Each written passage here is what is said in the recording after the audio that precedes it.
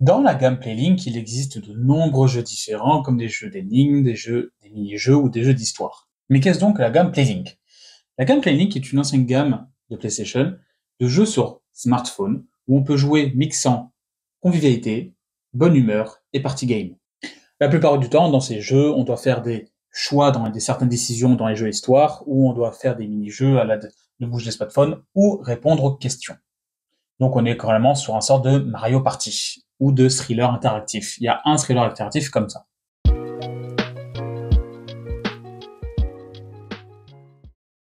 Mais ici, dans le jeu que je vais vous aborder, point de party game, point de mini-jeu. Ici, on a un simili Buzz. Est-ce que vous avez connu Buzz? Buzz, c'est un ancien jeu PS2 avec des buzzers où répondez, où en fait c'était un jeu de culture générale avec des questions et des réponses. Ici, on est clairement sur la même chose, sauf qu'ici sur notre smartphone et le jeu c'est Knowledge is Power, la connaissance et le pouvoir.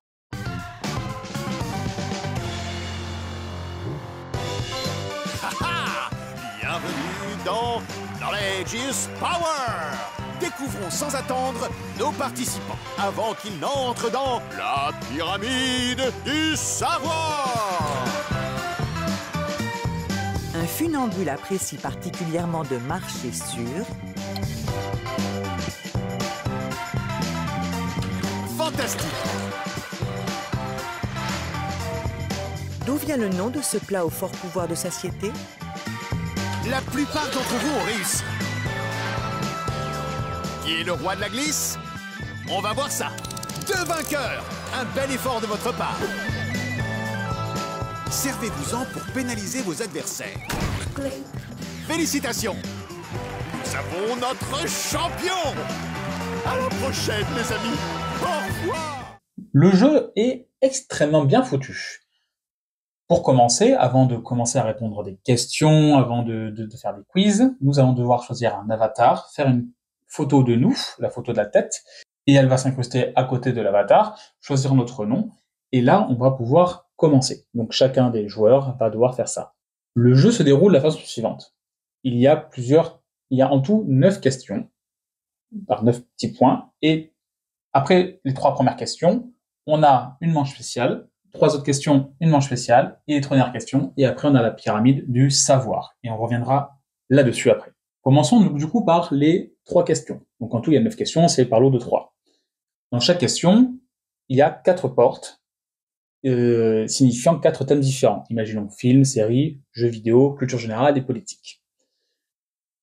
Les joueurs votent sur quel thème ils veulent aller, et selon l'endroit où il y a le plus de joueurs, la porte est choisie. S'il y a une égalité, ce sera entre les 2 portes où il y a une égalité, ou 3 portes où il y a une égalité, ou les 4 portes où il y a une égalité. On a un joker durant toute la partie, le joker permettant de forcer un thème. C'est-à-dire, imaginons, il y a 3 personnes qui votent pour politique et moi je suis le seul à voter jeux vidéo, je utilise mon joker, paf, on part quand même dans jeux vidéo, quoi qu'en disent les autres. Attention, s'il y a 2 personnes qui appuient au même moment, ce sera la personne la plus rapide qui comptera pour le joker. L'autre, il ne sera pas perdu, évidemment. Avant que la question ne soit posée, nous pouvons mettre des malus aux autres personnes. Nous avons le choix sur notre smartphone de choisir des malus et de les attribuer à une personne. Donc nous avons comme malus différents. Le slim, et en gros, en fait, le slim, c'est une sorte de slim, de petite texture verdâtre qu'il faudra nettoyer l'écran pour pouvoir regarder les réponses, pour voir les réponses sur notre écran. La glace, où chaque réponse est gelée, il faudra taper plusieurs fois pour la déverrouiller. Les bombes, donc ces petites bombes flottantes, si on clique dessus, on est immobilisé pendant 2 secondes. Et enfin, le grignoteur, ça enlève des lettres aux mots. C'est clairement le malus le plus pété, le plus pourri de tous. Il existe également des bonus, comme par exemple le double point, c'est-à-dire ça double les points pour tout le monde, donc il faut être sûr de pouvoir répondre nous, il faut être sûr pour gagner les doubles points, sinon on donne des doubles points à d'autres personnes. Et également le pari, dans ce cas-là, en fait, on parie sur la réponse de quelqu'un, et on parie que cette personne-là a bien répondu, pour gagner nous-mêmes des points, pour gagner les points qu'il gagne. Donc imaginons, il gagne 300 points, nous on gagne 300 points parce qu'on a parié sur lui. La personne qui répond le plus vite aux questions gagne plus de points. Donc ça se découle comme ça. Imaginons on est 4 à jouer. Le premier gagne 400 points, le deuxième 300 points, le deuxième 200 points, le plus lent gagne 100 points. Si évidemment ils ont tous bien répondu. Ça fait toujours 4, 3, 2, 1. Donc s'il y a que 2 personnes qui répondent, ça fait 4 et 3. Voilà. Et les autres elles ont 0. Après les 3 premières questions, j'ai dit qu'il y a une manche spéciale. La première manche spéciale, du coup, consiste en fait en une sorte de swipe. En fait, on va devoir swiper à gauche ou à droite les réponses qu'on va avoir. À l'instar d'un Tinder, swipe gauche, swipe droite. Imaginons, on a comme thème Marvel ou DC. Voilà, ces 2 thèmes sur nos téléphones, on aura Marvel ou DC, et après on va avoir des jetons, comme par exemple Batman, et on va devoir dire si on swipe à gauche pour que ce soit, si on dit que c'est un Marvel, ou swipe à droite si on dit que c'est un DC. Et du coup, on va avoir une vingtaine de jetons à bien classer à droite ou à gauche, et à la fin, on calcule le nombre de jetons que les bonnes ont bonnes réponses, et les personnes qui ont plus de bonnes réponses gagnent des points, et comme les réponses en fait des questions, 400 points pour la première, pour la personne qui a le mieux répondu à tous les jetons, 300 points pour la deuxième, 200 points, 100 points. Savoir qu'il y a un nombre de jetons prédéfini, c'est-à-dire qu'il y en a 20, je crois, et du coup, il y a un temps imparti. Donc, on peut ne pas, si on est trop lent, malheureusement, le temps imparti on va pouvoir répondre à tous les jetons. Mais on peut terminer avant le temps imparti, c'est qui arrive souvent dans les thèmes qu'on maîtrise. Par exemple, Marvel ici, je suis sûr de maîtriser le thème. Et si c'est, imaginons, un thème genre politique d'Espagne ou politique d'Amérique du Sud, bon, t'as un moment de au secours, quoi. Et là, on fait un peu du hasard. Après cette épreuve spéciale, on repart pour donc 3 autres questions, et là, on arrive à une autre épreuve spéciale, à la fin de ces 3 questions. On arrive à l'épreuve spéciale de reliage, où on doit relier. On va prendre l'exemple, par exemple, d'un thème qui s'appelle titre de film. Imaginons The Dark Knight Rises. Et donc, on va avoir, en fait, 3 petits jetons coupés en 2, 3 petits jetons coupés en 2 en bas. Donc, il va y avoir The Dark Knight, Mission, et imaginons Inglorious, et en bas, on va avoir Bastards, et là, il faudra relier à Inglorious et Bastards. Il faudra relier The Dark Knight à Rises. Il faudra relier, en fait, il faut relier le début du film à la fin du film. Donc, imaginons, on a homme politique, on va avoir Emmanuel en haut, Dominique en haut, et Jacques en haut, et en bas, on va avoir Chirac, de Villepin, et après, on va avoir Sarkozy. Donc, il faudra relier aux bonnes personnes les bons jetons. On a une quinzaine de jetons comme ça à relier, avec un temps imparti. Comme l'autre mini-jeu spécial, plus on va vite, on peut répondre à toutes les questions. Il y a un temps imparti, donc du coup, on peut ne pas tout répondre si on est trop lent. Et les personnes qui ont répondu au mieux aux réponses gagnent le plus de points. Donc là, le seul truc, c'est que à l'instar des jeux, au problème des jetons, à l'inverse des jetons ou à droite ou à gauche, et on peut souvent avoir une erreur. Là, une fois qu'on a tout relié, en fait, on a tout relié. Et si notre personne a tout relié après nous, mais qu'elle a fini 3 secondes après nous, même si c'est dans le temps imparti, elle va quand même avoir tous les points. Donc là, en fait, on est plusieurs à avoir tous les points. Donc ensuite, on a encore 3 questions, et à la fin, on aura là ce qu'on appelle la pyramide du savoir. Donc la pyramide du savoir, ça c'est simple. On se trouve tous au bas d'une pyramide où il y a une vingtaine de questions. Chaque palier de la pyramide a un malus prédéfini, et le but en fait c'est d'atteindre d'atteindre le haut de la pyramide. Donc les points qu'on a accumulés tout au long des épreuves précédentes et des questions précédentes vont se convertir en marches. Et en fait, le premier montera de 4 à 5 marches, le deuxième de 3 marches, l'autre de 1 marche, le dernier restera au palier sans aucune marche. Et après, c'est une question de rapidité. Donc en fait, on va avoir une question, et la personne qui répond le plus vite à la question montera plus rapidement les marches, et ainsi de suite. La personne qui gagne un peu un sorte de lot, on va dire, ce qu'on appelle le parchemin du savoir. Et le parchemin du savoir, en fait, c'est une petite anecdote. Le saviez-vous, en l'an 800, on a créé le beurre parce qu'il voulait fondre du bois. Imaginons, c'est une grosse connexion, je viens de dire. Mais voilà, c'est un parchemin en mode ah ouais, je savais pas. Tiens, regarde, on partage. Ça m'est déjà arrivé d'avoir plusieurs fois le même parchemin du savoir. Bon, c'est assez anecdotique, voire même inutile. Concernant le jeu, il est présenté par un présentateur télé qui est assez fun et marrant, pas trop lourd comparé à Qui es-tu, qui était beaucoup plus lourd dans Qui es-tu.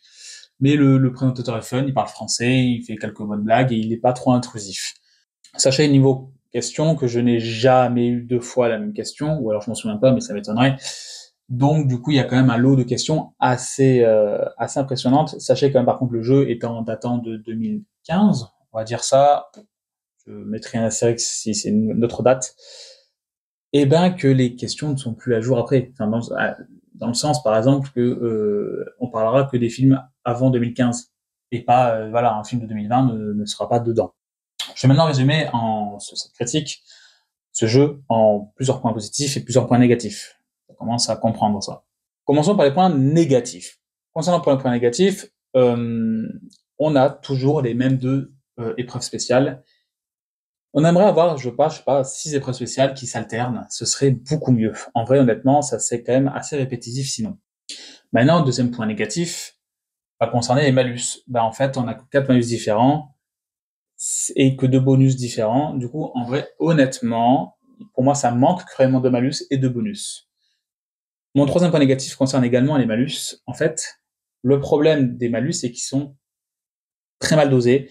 On utilise tous le même malus, c'est-à-dire soit le slim pour nettoyer l'écran, soit la glace, parce que c'est ce qui perd du temps. Les bombes, c'est assez simple à esquiver, et les grignoteurs qui ont des lettres, en fait, en vrai, c'est assez inutile, honnêtement.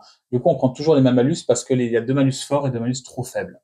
Et enfin, dernier point négatif, la batterie des téléphones est bouffée comme pas possible et il y a des bugs. L'application n'est plus mise à jour, du coup l'application bug comme pas possible. Donc, sur téléphone, faut faire attention parce que c'est pas full optimisé.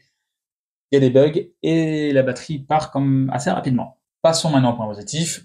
Premier point positif, et je l'ai dit tout à l'heure, les questions sont très nombreuses. C'est cool. On ne se répète jamais, on va jamais recroiser 2 fois la même question, ou alors franchement c'est du hasard, mais bon courage pour tomber dessus. Deuxième point positif, c'est un jeu de 2 à 6 personnes, sans aucun gameplay. Tout le monde peut jouer, de la mamie à l'enfant de 11 ans, même si bon courage à lui pour connaître les hommes politiques. Mais ce que je veux dire, c'est que tout le monde peut jouer, il n'y a pas de gameplay rebutant, on n'a pas une manette à tenir avec des touches à tenir. Je sais que c'est compliqué pour certaines personnes, ma mère par exemple ou ma copine. Et là, on a honnêtement juste un téléphone à répondre à des questions. Autre point positif, en vrai, le principe de malus, c'est toujours cool de mettre malus parce qu'en fait, ça rythme un peu et ça donne un petit peu en mode un côté injustice, ou un petit peu en mode tout le monde s'acharne sur toi, t'es en mode parce que t'es premier, ou alors tout le monde s'acharne sur toi parce que tu t'es acharné sur quelqu'un d'autre, il y a un esprit de vengeance, donc il y a quand même un esprit de convivialité avec ces malus. Et ça reste une bonne idée. Les épreuves spéciales diversifient le jeu et le gameplay, c'est pas juste un jeu de questions-réponses et c'est cool. Malheureusement, il n'y en a pas assez, ça j'ai dit tout à l'heure. Autre point, le jeu s'installe très rapidement et est très facile à prendre en main. C'est nickel. Le jeu s'installe en 2 minutes sur la console. Sur l'application, on s'installe Alors maintenant, aujourd'hui, l'application n'existe plus sur le Google Play Store. Il faut passer par un APK sur un autre site. Mais le jeu marche toujours aujourd'hui, même sur PS5. Et pourtant, il est conçu que pour PS4, puisque la gamme Playlink s'est arrêtée sur PS4. Autre point, jouer sur téléphone, c'est une manette que tout le monde a. Honnêtement, tout le monde a le téléphone. Tout le monde peut jouer avec son téléphone. C'est une manette. T'as pas la peine d'acheter une 3e manette, 4e manette pour jouer à 3 ou 4 personnes. Et enfin, un dernier bon point, et ça j'aime bien, moi, j'aime beaucoup ce principe, la pyramide du savoir. Qui fait que si à côté, avant t'es tombé sur des thèmes que t'as pas aimé, pas trop aimé, ou que t'as été moins bon, tu peux quand même te rattraper avec la pyramide. Certes, tu commences tout en bas, mais tu peux facilement remonter. C'est déjà arrivé que moi, ma copine, ma mère, le copain de ma mère, etc., des amis à nous, fassent des remontadas assez impressionnantes et gagnent finalement la partie. Donc ça peut être frustrant pour le premier, mais en même temps, c'est de la culture G. Donc si t'es meilleur également à la pyramide, t'as très peu de chances de perdre. Par contre, évidemment, il y a le système de malus qui fait que tout le monde va t'en mettre plein la gueule parce que t'as 5 marges d'avance et que t'es en mode vite, il faut t'arrêter. Ce jeu me rappelle fortement Buzz sur PS2. Un jeu formidable qui me manque beaucoup. Ce système de buzzer, ça me manque. Faudrait faire un PlayStation, écoutez-moi. Ils m'écouteront jamais, on s'en fout. Mais sortez un Buzz, retentez juste un Buzz avec des manettes. Alors, faites-les sans fil cette fois parce qu'ils étaient filières. Avec des buzzers et tout. Vraiment, ce système était génial. Ressortez. Knowledge Power, ça rappelle beaucoup ça et c'est toujours très fun et c'est nous, toujours ça avec ma mère, etc. Quand on va chez elle, c'est toujours sympa parce qu'elle a une PS4. Moi, mon ancienne PS4. Mais du coup, je trouve que ce principe est génial. Et là, vraiment faire un sorte de buzz, ce serait hallucinant et ce serait génial. Ça ferait revivre une saga. Et c'est ce qui manque, je trouve, aujourd'hui, sur la PlayStation, etc. C'est des jeux un peu de quiz comme ça, un peu vivants où tu peux le faire à plusieurs. Et c'est pour ça que j'attribue un 7 sur 10 pour cet excellent jeu.